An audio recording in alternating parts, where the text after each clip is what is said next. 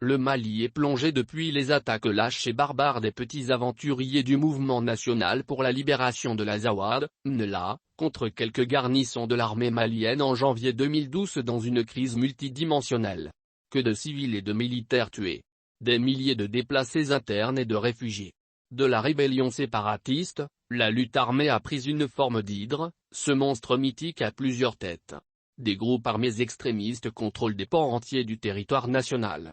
La situation se complique davantage et requiert plus de doigté pour que le Mali ne bascule dans la guerre civile avec un risque réel de partition.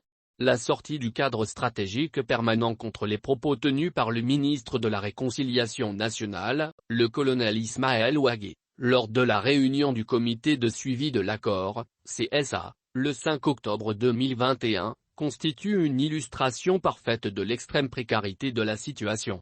Ils sont nombreux à crier sur les réseaux sociaux leur patriotisme, ou pondre des communiqués au vitriol pour fustiger l'ingérence de tel ou tel pays, mais ils ne sont pas prêts à consentir le minimum de sacrifices pouvant permettre au pays de supporter l'effort de guerre.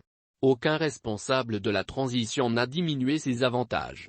Le président de la transition, le colonel Assimi Goïta, a entrepris une opération de placement politique d'une partie de ses fonds de souveraineté à travers la construction des forages et autres. Une véritable tromperie visant à cultiver le culte de la personnalité.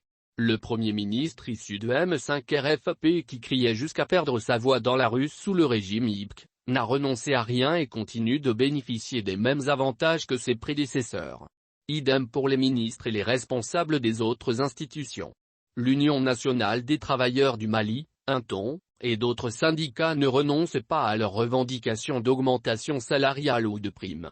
Les partis politiques ne renoncent jamais à l'aide publique même si le gouvernement de transition tarde à payer leurs chèques. Des fonds publics à travers certains subterfuges continuent de financer des activités de subversion ou à entretenir des forces obscures créées pour faire un travail de manipulation et d'instrumentalisation de l'opinion.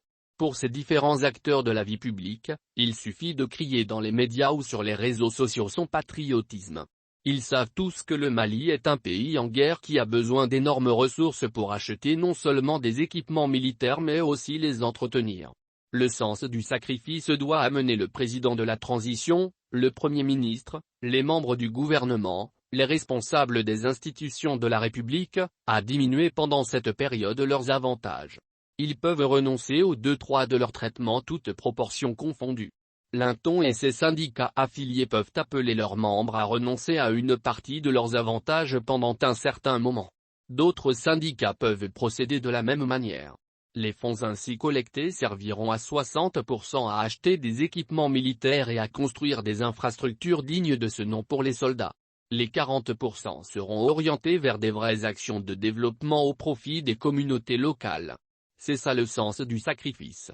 On ne crie pas son patriotisme, mais on le démontre.